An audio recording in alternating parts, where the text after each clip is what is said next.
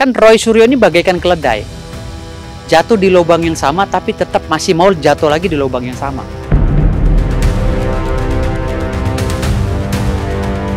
Kita kan tahu semua, dia lawyer yang sudah dipecat kan?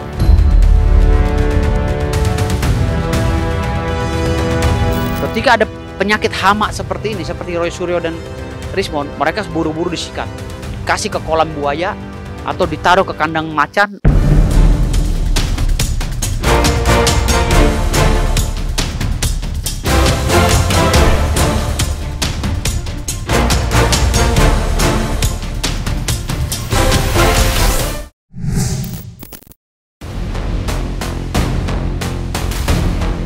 Kisruh dugaan ijazah palsu mantan Presiden Republik Indonesia, Joko Widodo, yang terus-menerus disuarakan oleh mantan politisi Partai Demokrat, Roy Suryo, kini berujung panjang. Mantan Menteri Pendidikan dan Olahraga itu tidak hanya dilaporkan oleh para barisan pendukung Joko Widodo, tetapi juga simpatisan dari mantan wali kota Solo itu, salah satunya ialah Firdaus Oiwobo.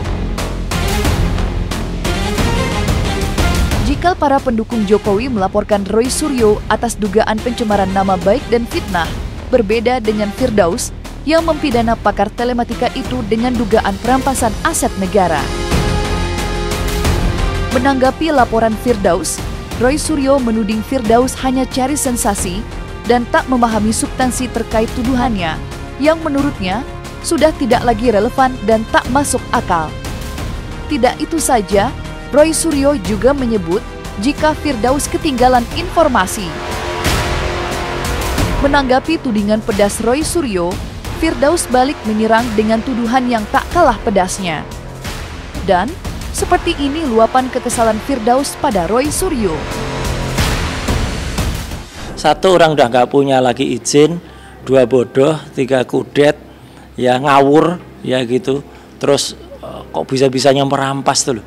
Itu kata-kata kayak gitu kan ngawur. Kalau saya dungu, berarti polisi yang terima laporan saya dungu juga dong. Berarti bodoh juga dong. Polisi yang udah capek-capek kuliah sama seperti saya. Kalau saya dungu, hah? Berarti saya bodoh juga. Berarti saya dungu juga. Berarti polisi-polisi lembaganya semua dungu dong sampai ke Kapolri. Gitu loh. Karena dimanapun tempatnya, sebelum kita melakukan laporan, pasti kita konseling dulu, kita bedah dulu tuh perkara dengan polisi, kita berikan pemahaman-pemahaman, dalil-dalil hukum, baru laporan kita diterima. Jadi semua alibi-alibi atau dalil yang diutarakan oleh Roy Suryo itu udah kita debatkan dulu pada saat kita konseling di Polda Metro Jaya. Artinya kita nggak bodoh, gitu loh. Laporan itu diterima, berarti polisinya itu nggak bodoh. Siapa yang sering membodoh-bodohkan orang tanpa sebab, ya, itu dia sesungguhnya dia yang bodoh. Kan Roy Suryo ini bagaikan keledai, jatuh di lubang yang sama tapi tetap masih mau jatuh lagi di lubang yang sama. Kebodohan Roy Suryo ini udah sangat maksimal ya. Bahkan ini orang, saya pernah bilang bahwa ini kayaknya kena sakit jiwa Roy Suryo. Makanya saya minta sama pemerintah waktu itu, tolong buatkan cyber ODGJ. Karena banyak orang-orang seperti Roy Suryo dan Rismond ini yang akan bertebaran kena isu hoax karena memang mereka merasa benar sendiri karena ikut aliran sesat. Itu fitnah luar biasa. Tidak ada sama sekali itu.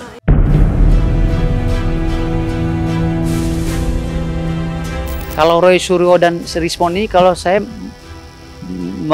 mengkaji dari sudut pandang saya sebagai orang yang pernah belajar ilmu psikolog, ini kayaknya kena mental dia.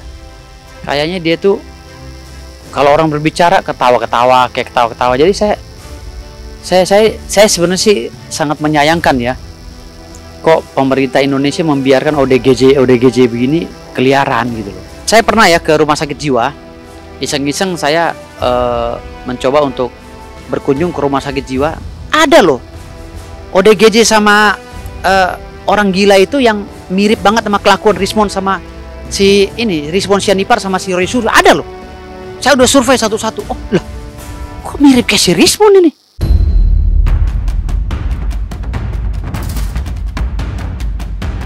Perseteruan Roy Suryo dengan Firdaus Oiwobo yang belakangan ini meruncing mendapat perhatian luas dan menuai beragam komentar.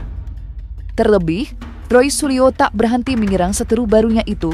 Salah satu kritik tajamnya yakni menyebut jika Firdaus sudah tidak aktif sebagai pengacara lantaran berita acara sumpah advokatnya sudah dinonaktifkan oleh Mahkamah Agung. Menanggapi tudingan keras Roy Suryo, Firdaus pun naik pitam dan menantangnya berdebat mengenai profesinya sebagai pengacara yang dituding sudah tidak lagi aktif. Kita kan tahu semua, dia lawyer yang sudah dipecat kan. Jadi dia sendiri sudah karena dia kan loncat dan kemudian kena etik dan sekarang digantung, ya nggak bisa lagi dia bilang sebagai lawyer. 1, 2 dia kudet, kurang update, ya itu nggak ada peristiwanya, ya peristiwa itu nggak ada. Dia kudet, kurang update karena sudah ada putusan dari Pengadilan Negeri Jakarta Selatan, ya tahun 2019 saya kalau nggak salah, yang menekankan bahwa Kementerian Pemuda dan Olahraga sudah mencabut gugatan itu dan minta maaf. Jadi udah kalah. Jadi dia mencabut gugatan itu. Jadi peristiwa itu udah nggak ada. Itu ngaco bener nih orang namanya Firdaus Oiwobo ini ya. Itu sudah dipecat dari lawyer ya dan tidak bisa lagi sekarang karena basnya berita sumpahnya udah. Terus kemarin saya dengar dia malah ngaku-ngaku mau nantang tinju. Ini otaknya udah nggak jelas orang itu ya gitu. Jadi saya ketawain aja ya gitu. Orang yang kudet kurang update kayak gini. Ya gitu. Jadi ya saya senyum saja orang-orang kudet kayak gini di anu saja ya gitu. Sudah dia ada peristiwanya dan dia kalau orang kudet kurang update itu ya berarti bodoh ya. Bodoh kemudian sudah nggak punya izin masih bodoh itu kan dungu namanya ya gitu. Jadi saya nggak perlulah nanggapin orang-orang dungu yang nggak punya otak kayak gini. Itu aja. Lah Mahkamah Agung juga kan sampai sekarang saya tantang begitu nggak berani ngeluarin suratnya fisiknya. Sementara KAI juga saya minta, mana surat pemecatan saya? KAI, Siti Jamilul Lubis, mana pemecatan saya? Nggak berani mereka. Karena kalau mereka serahin, saya bisa gugat PMH. 1 triliun saya gugat. Karena mereka mencat sembarangan, tanpa kode etik. Saya tunggu fisiknya mana. Gitu loh. Nggak ada yang berani. Akhirnya apa kata Mahkamah Agung? Pak Firdaus masih jadi pengacara. Ya udah makanya saya sekarang kan ke polisi, kemana, bebas. Gitu loh. Kantor hukum saya masih kepake kok, sidang kemana-mana, law firm Firdaus. Masih sidang di mana-mana, gugatan perdata apa segala masih mendampingi klien. Rekan saya banyak kok, rekan pengacara di Pembasmi. Saya tinggal delegasikan, kau sidang di sana, kau sidang di sana. Saya pemimpinnya ngapain saya pikir-pikir. Kata siapa, mana putusannya? Suruh tunjukkan saya Roy Suryo, mari kita bedah di TV. Hah? Nggak bersalah dari mana putusannya, jangan ngibul dia tukang ngibul. Tunjukkan ke saya Roy Suryo, mana putusan kamu yang kamu bilang nggak bersalah, mana? Roy Suryo, ya. Kamu mulai dari sekarang sering-seringlah bermain sama keluarga, nggak usah ngurusin TV atau apa, karena kamu bakal dikandangin ya di kandang ukuran 2x1 ya, sama seperti apa yang bahasa Bang Gigi Sujana. Jadi kamu siap-siap aja Roy Suryo dan Rismon ya. Kamu mulai sekarang udahlah berbahagia dengan orang-orang yang kalian sayangi sebelum kalian dikandangi lagi. Karena Roy Suryo ini kan residivis. Dia udah di penjara sekarang melakukan hal yang sama. Residivis bos. Tidak pernah terjadi di dunia manapun di alam baka termaksudnya ya, pejabat sekelas Roy Suryo yang hina dina di negara ini ya, udah jadi maling panci lagi. Kan maling panci nggak ada harganya Pak. Saya kira nggak perlu ya gitu. Orang kalau sudah nggak ngerti dijelaskan berkali-kali juga nggak perlu ditegaskan. Senyum aja udah dia biar cari tahu sendiri ya gitu. Kalau dulu misalnya perkara apa dan kalau sudah inkrah itu gimana ya, jelas betul. Ya biar dia cari dia putusannya dan biar dia kemudian mendapatkan tertawaan dari seluruh Indonesia.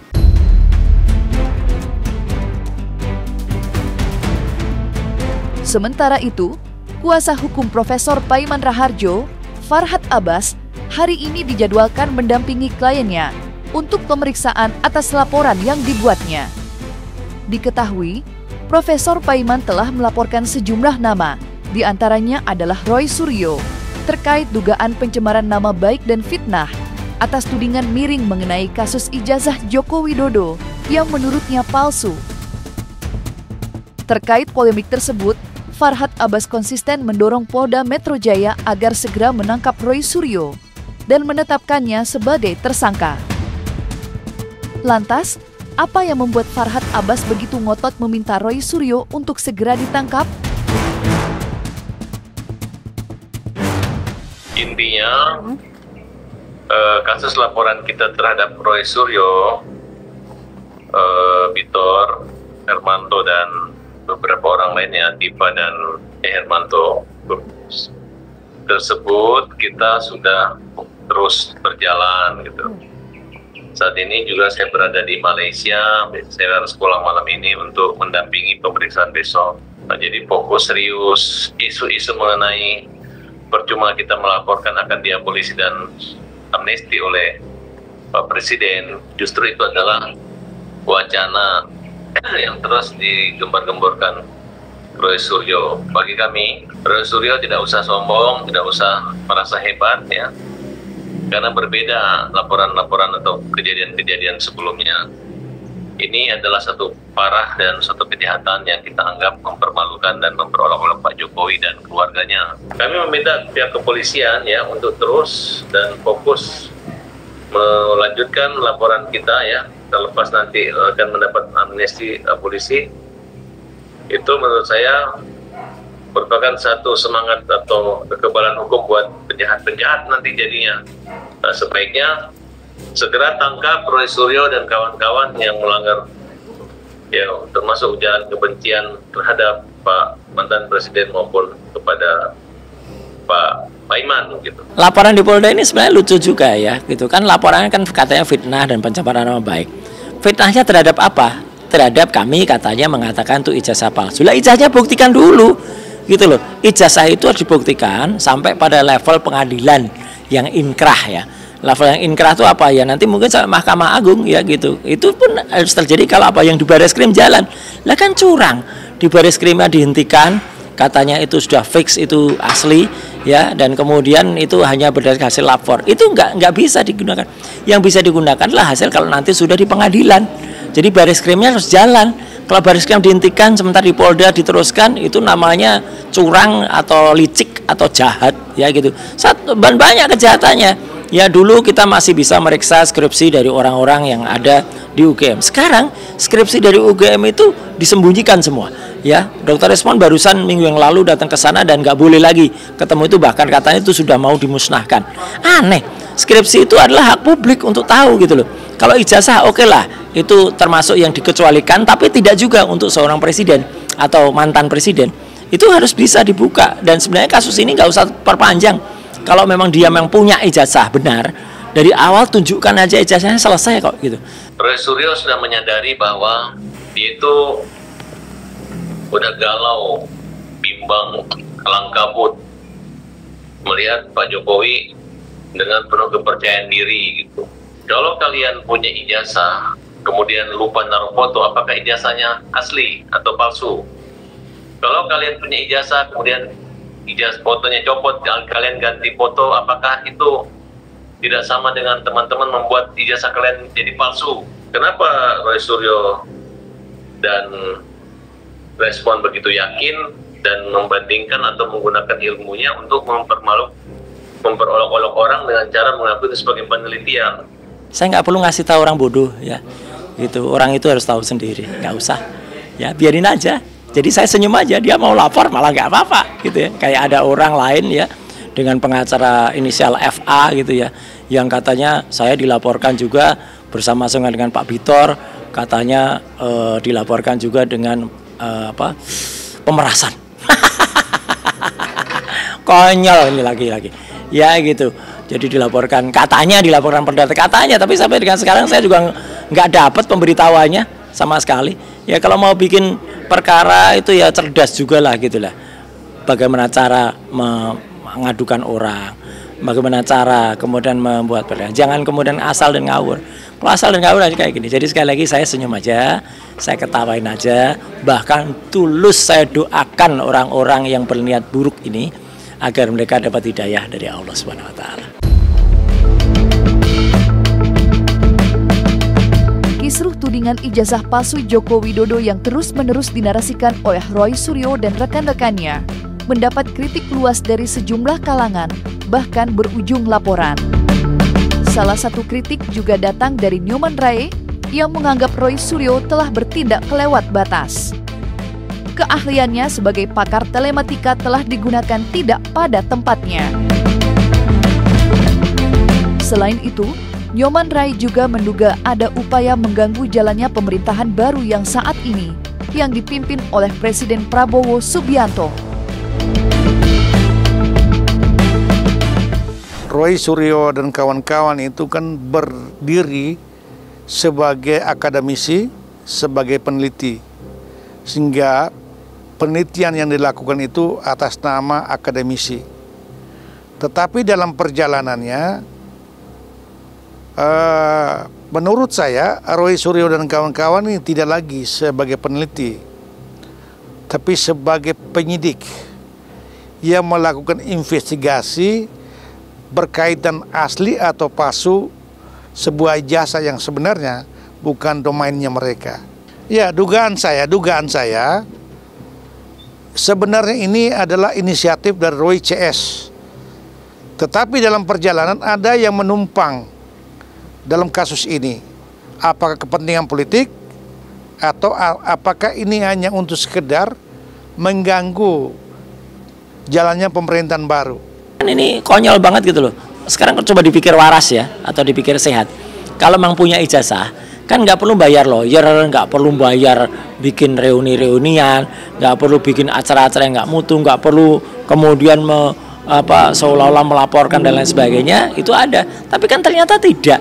Ya, dia malah bertingkah pola sedemikian rupa untuk menutupi ketidakadaan ijazahnya dan berkali-kali mengatakan ijazahnya ada, tapi sudah sita. Aneh, mana bukti penyitaannya juga nggak ada. Jadi kalau dikasih mana ya sampai terbukti ijazah itu palsu, dan itu akan terus kita kejar gitu loh. Kita kejar dengan ilmiah. Dan tadi pertemuan ini juga menegaskan bahwa kami memang sudah menulis buku ya, insya Allah itu nanti akan sebagai kado ulang tahun 80 tahun kemerdekaan Indonesia, sebuah white paper ya, sebuah white book, sebuah buku putih tentang ijazah palsu Jokowi.